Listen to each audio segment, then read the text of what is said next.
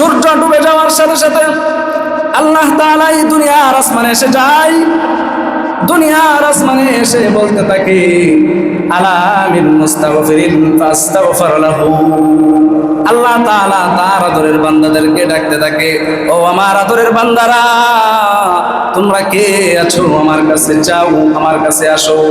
আয়েশা ডাকতে থাকে, জীবনে কত গুনাহ করেছো, কত অন্যায় করেছো, কত পাপাচার করেছো, কোনো সমস্যা নাই, ওই রাত্রি বেলা তুমি আমার কাছে চলে আসো, আমার কাছে আসো, আমার কাছে ক্ষমা চাও, মার্জনা চাও, আমি আল্লাহ তোমাদেরকে মাফ করে দিব। এই রাতের এত গুরুত্ব যে বলেন আলা মিন মুস্তাগফিরিন ফাস্তাগফির লাহু। আল্লাহ বলেন এই রাতের বেলা আমার কাছে চাইলে আমি আল্লাহ তোমাদেরকে ক্ষমা করার জন্য, মাফ করার জন্য প্রস্তুত আছি। কেননা আমি এই বান্দাদেরকে সৃষ্টি করেছি, আমি তাদেরকে স্বাধীনতা দিয়েছি, যেমন তাদের জন্য যেমন ভালো কাজ করার সুযোগ দিয়েছি, খারাপ কাজ করার সুযোগ দিয়েছি। আবার কোনো বান্দা যদি চাই নিজেকে নিষ্কৃতি দিতে, মুক্তি দিতে, গুনাহ থেকে নিজেকে একবারে মোচন করতে চাই, সেই ব্যবস্থাও আমি আল্লাহ রেখেছি। তো আল্লাহর হাবিব সাল্লাল্লাহু আলাইহি সাল্লাম হাদিসের মধ্যে বললেন যে তোমরা গুনাহ করেছো, আমি আল্লাহর কাছে চাও। আবার যদি কোনো ব্যক্তি কোনো অভাবের মধ্যে থাকো, রিজিকের অভাব, টাকা পয়সার অভাব, ধন দৌলতের অভাব, ওই হাদিসের ভাষ্য আলা মিন মুস্তারজিকিন ফাউরজিকুহু। আল্লাহ তাআলা বলেন যদি কেউ রিজিকের অভাবে থাকো তাহলে আসো আমার কাছে চাও, আমি তোমাদের জন্য। আলহামদুলিল্লাহ, আলহামদুলিল্লাহ ওয়া কাফা ওয়া সালামুন আলা ইবাদিহিল্লাযীনা ইসতাফা। আম্মা বা'দু ফাআউযু বিল্লাহি মিনাশ শাইতানির রাজীম। বিসমিল্লাহির রহমানির রহিম।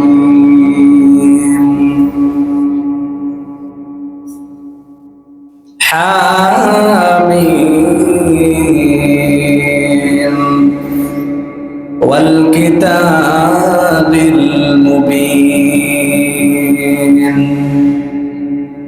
ইন্না أنزلناه في ليلة مباركة إنا كنا منذرين. وقال رسول الله صلى الله عليه وسلم شعبان شهري ورمضان شهر الله إن الله وملائكته يصلون على النبي يا أيها الذين آمنوا صلوا عليه وسلموا تسليما.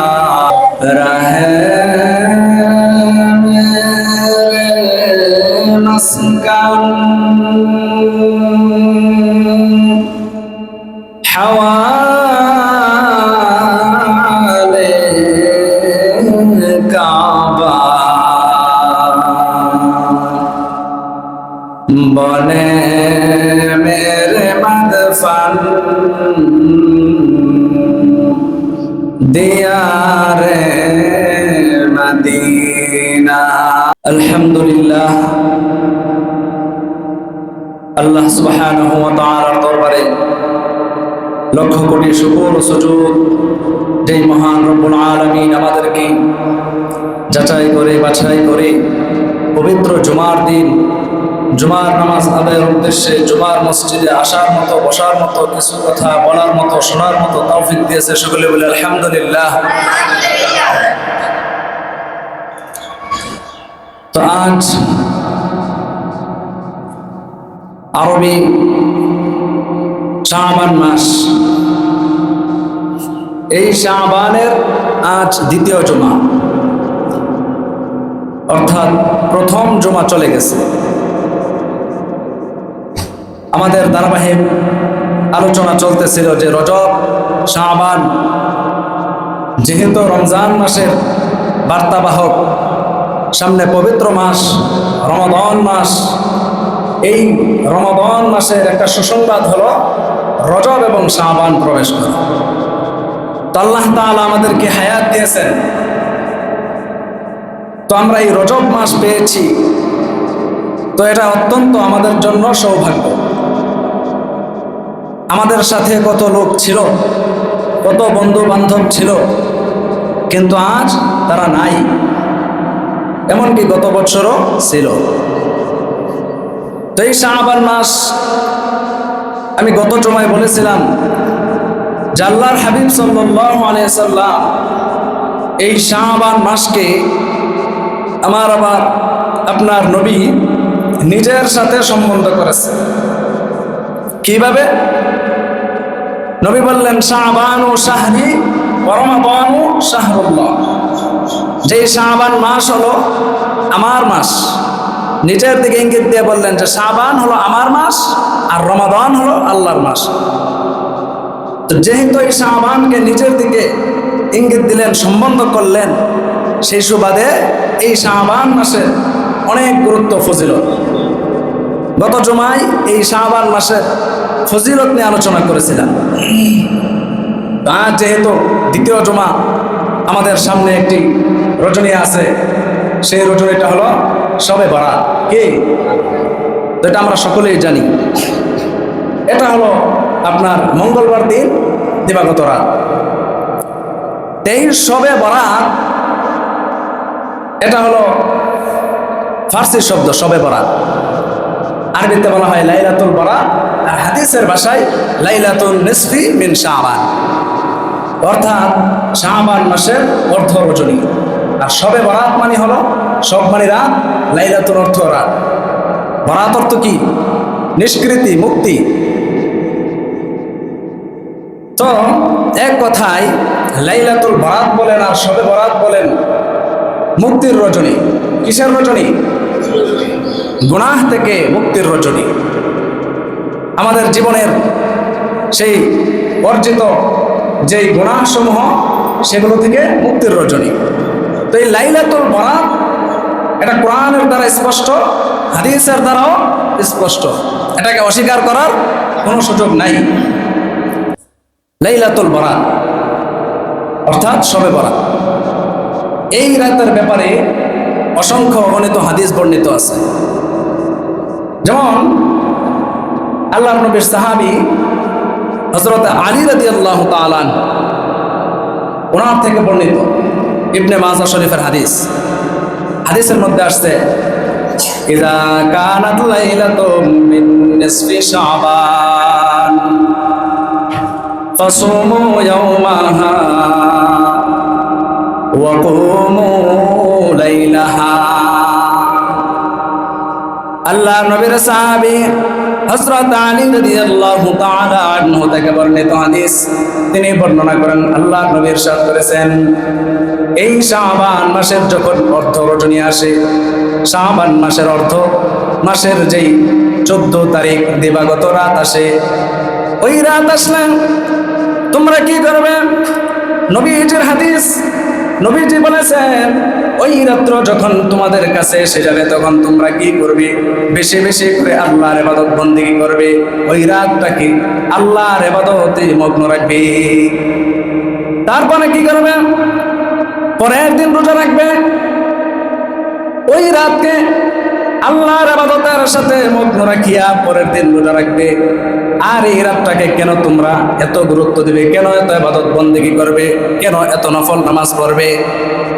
আল্লাহর নবীর সাহাবী হযরত আলী রাদিয়াল্লাহু তাআলা আনহু বর্ণনা করেন, ওই রাত যখন এসে যায়, তখন আল্লাহ তাআলা সূর্য অস্ত যাওয়ার সাথে সাথে তিনি দুনিয়ার আসমানে চলে আসে।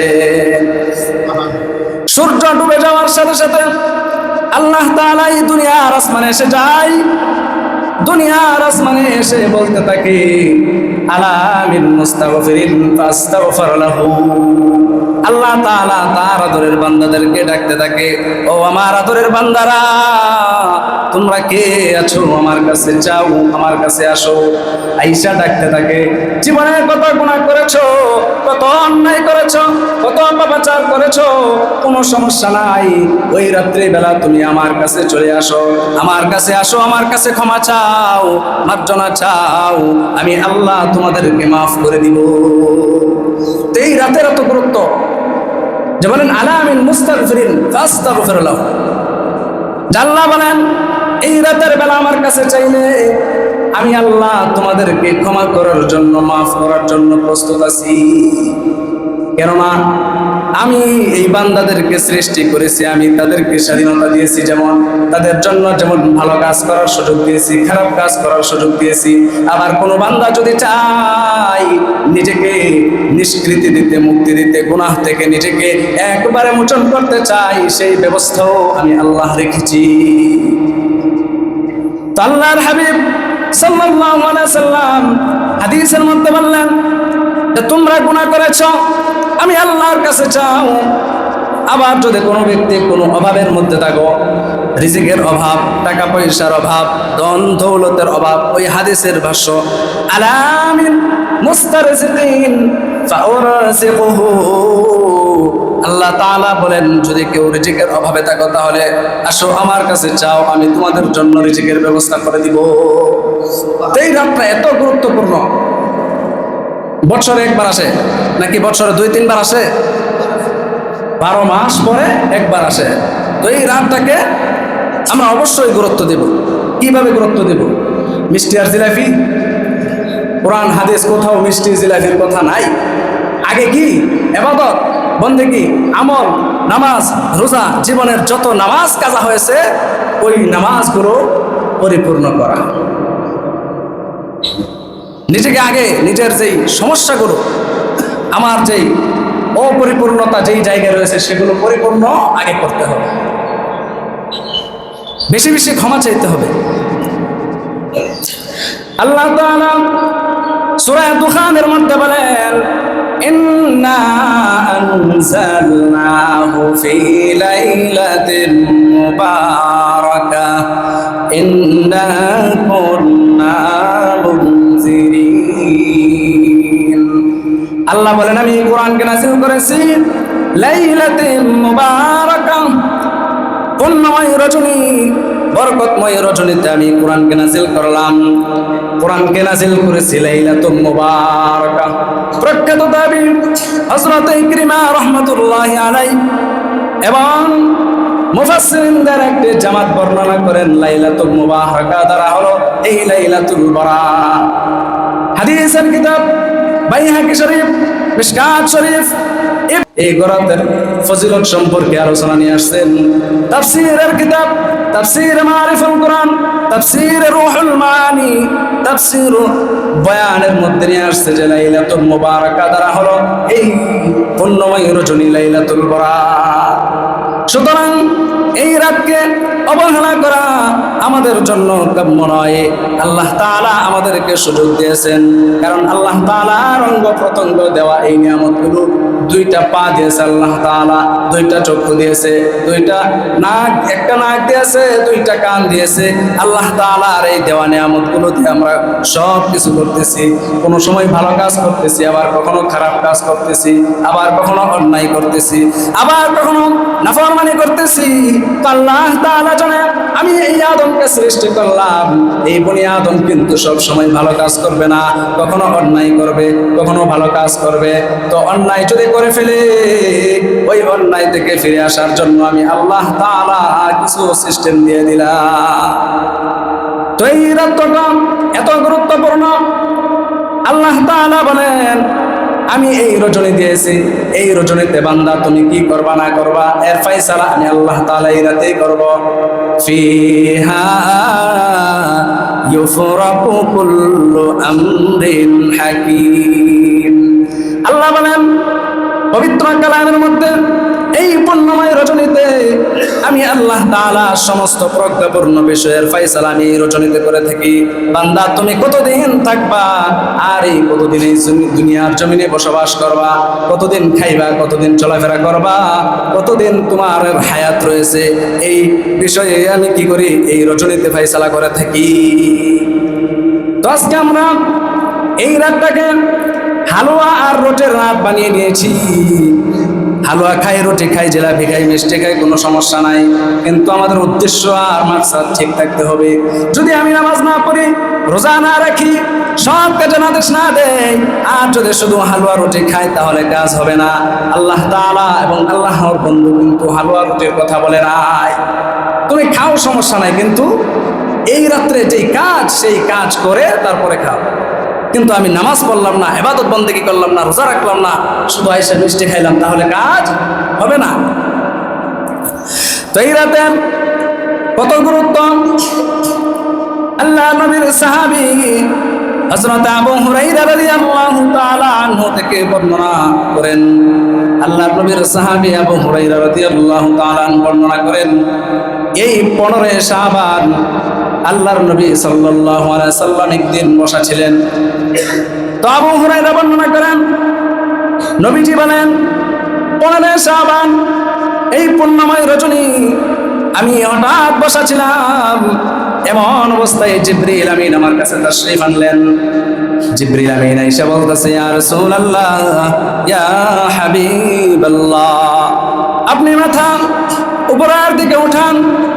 নবীজি বললেন, আমি যখন মাথা উপরের দিকে উঠাইলাম, দেখতে পেলাম জান্নাতের সমস্ত দরজাগুলো খোলা রয়েছে। জান্নাতের কয়টি দরজা বলেন? 8টি দরজা। কয়টি? 8টি দরজা। নবী আমার বলেন, জিবরিল আমিন আইসা যখন আমাকে বললেন, আকাশের দিকে তাকাইতাম, তাকানোর পর দেখলাম জান্নাতের প্রথম দরজায় কিছু ফেরেশতা দাঁড়িয়ে আছে। ওই ফেরেশতারা ডাকতেছে, সুসংবাদ, সুসংবাদ ওই সমস্ত ব্যক্তিদের জন্য, ওই সমস্ত উম্মতের জন্য যারা এই রজনীতে আমি আল্লাহর দরবারে কি করেছে, আল্লাহর দরবারে রুকু করেছি, ওই সমস্ত ব্যক্তিদের জন্য সুসংবাদ। তারপর দ্বিতীয় দরজার দিকে তাকানোর পর কিছু ফেরেশতা আওয়াজ দিতেছে, আজকে সুসংবাদ ওই সমস্ত ব্যক্তিদের জন্য যারা সিজদা দিয়েছে। তৃতীয় দরজায় যখন তাকালেন, তখন শুনতে পেলেন ফেরেশতারা বলতেছে, সুসংবাদ ওই সমস্ত ব্যক্তিদের জন্য যারা আজকে জিকির করেছে। এইভাবে চলতে চলতে প্রত্যেকটা দরজার মধ্যে ফেরেশতারা তারা একই করতেছে, সুসংবাদ দিতেছে, রুকুকারীদের জন্য, সেজদাকারীদের জন্য, জিকিরকারীদের জন্য, ক্ষমা প্রার্থনাকারীদের জন্য। সমস্ত দরজার ভিতরে ফেরেশতারা দাঁড়ায় দাঁড়ায় কি করতেছে, এই উম্মতদেরকে সুসংবাদ দিতেছে। সপ্তম দরজার মধ্যে ফেরেশতারা সুসংবাদ দিতেছে, এমন কে আসো যে অভাবের মধ্যে আসো, কার কি দরকার, তোমরা চাও, আল্লাহর কাছে চাও, আল্লাহ তাআলা আজকে রাত্রে তোমাদের এই দোয়াকে কবুল করে নিবে।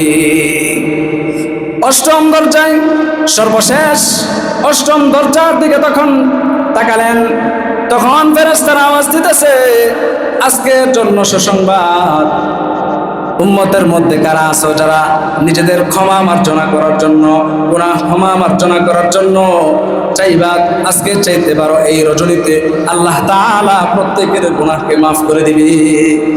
যে ব্যক্তি চাইবে তার গুনাহই মাফ করে দিবে।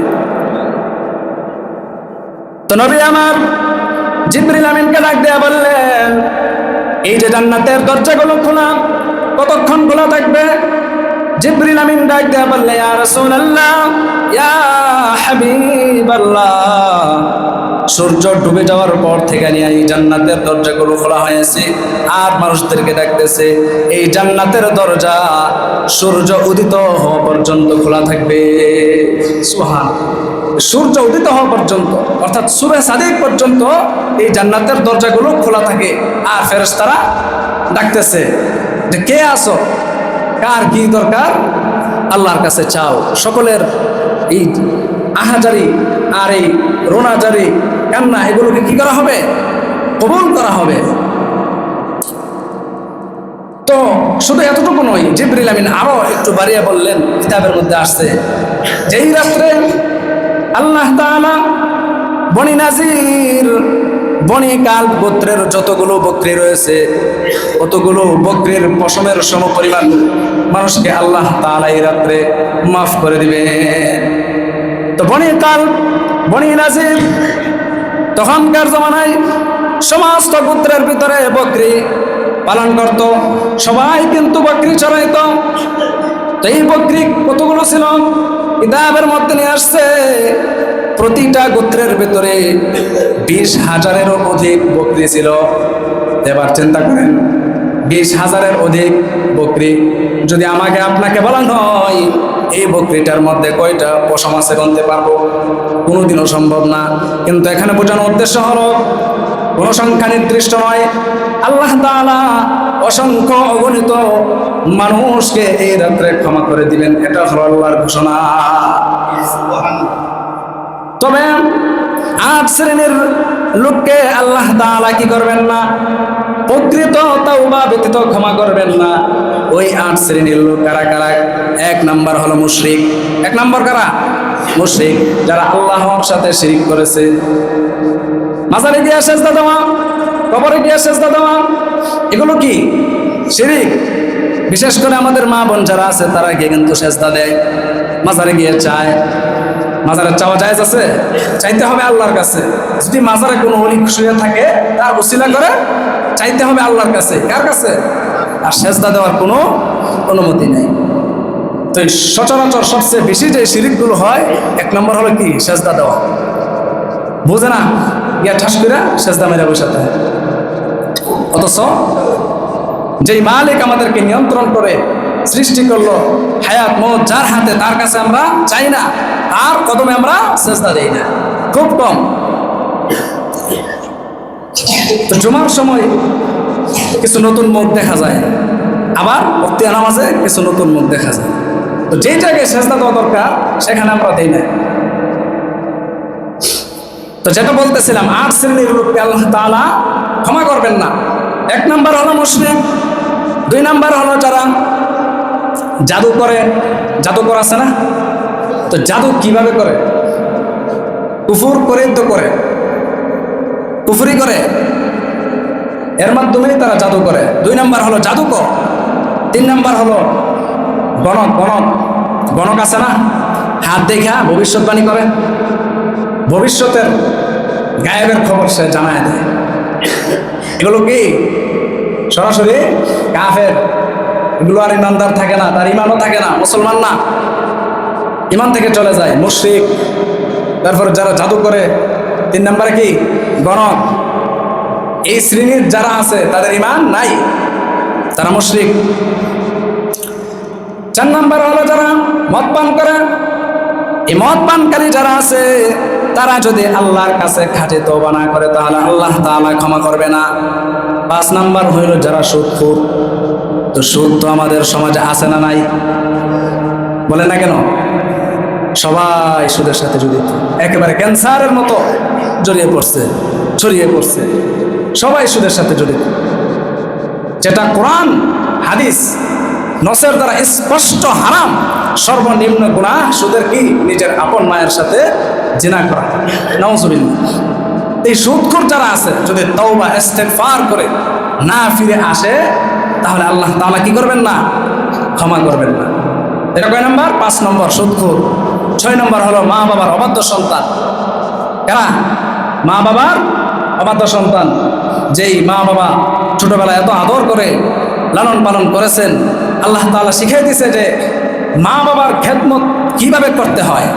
আর প্রত্যেকটা সন্তানের জন্য মা বাবার খেদমত করা কি ফরজ? বলেন কি ফরজ? নামাজ, রোজা, হজ, যাকাত যেমন ফরজ, মা বাবার খেদমত করা কি ফরজ। আপনার জন্য ফরজ, আপনার স্ত্রীর জন্য নয়। সে যদি করে ভালো, কিন্তু আপনার জন্য কি ফরজ। আবার এখানে ভুল বুঝবেন না, আপনি অর্ডার দিলে কি স্ত্রী মানতে বাধ্য, তো আপনার জন্য কি ফরজ। তো এখানে মা বাবার অবাধ্য সন্তান যারা আছে তারা যদি খাঁটি তওবা না করে তাহলে কি পাবে না? এই রাত্রে ক্ষমা পাবে না। তো আল্লাহ তাআলা দোয়া শিখাই দিয়েছে, আমরা বেশি বেশি দোয়াটা করবো। রব্বির হামহুমা কামা রব্বায়ানি সগীরা। সূরা বনী ইসরাঈলের ভিতরে ৩ নম্বর পৃষ্ঠায় আল্লাহ তাআলা এই দোয়া শিখাইতেছে, ও মুমিনেরা, মুসলমানেরা, তোমরা কি করবা? তোমাদের মা জন্য, বাবার জন্য এই দোয়া করবা, রব্বির রাহমহুমা কামা রব্বায়ানি সগীরা।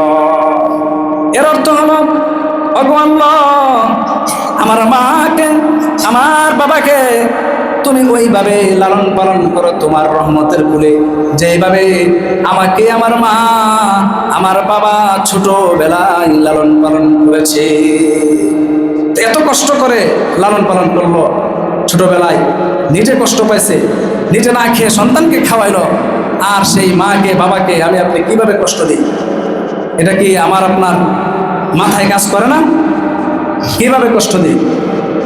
মা বাবার অবাধ্য হওয়ার কোনো সুযোগ নাই।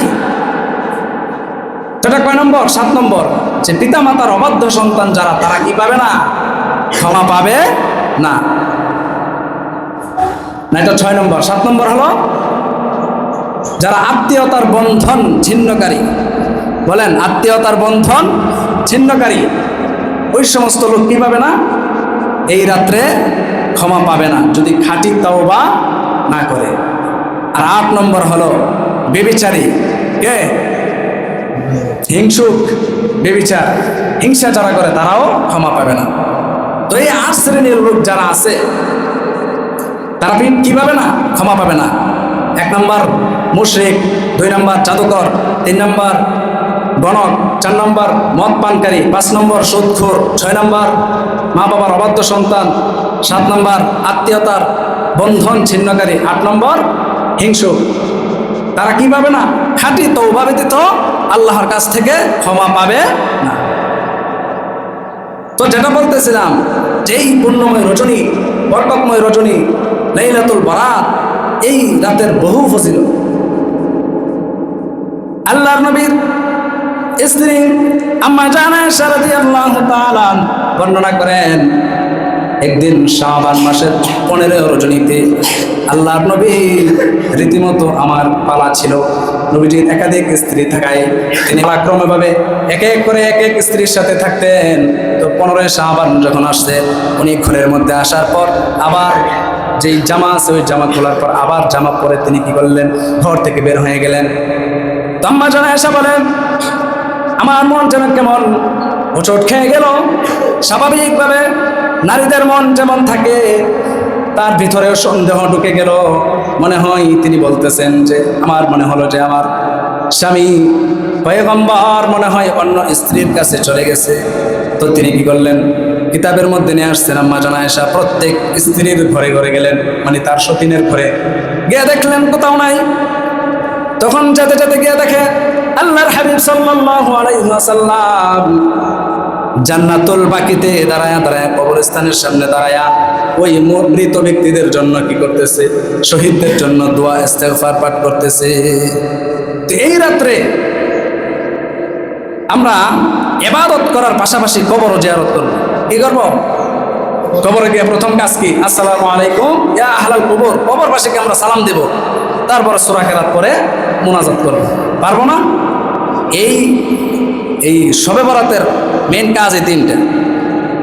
এই রাত্রটাকে ইবাদতের সাথে কাটানো এবং কবর জিয়ারত। 3 নম্বর কাজ হলো পরের দিন রোজা রাখা। তো আমরা এই কাজগুলো পারবো না? বলে ইনশাআল্লাহ।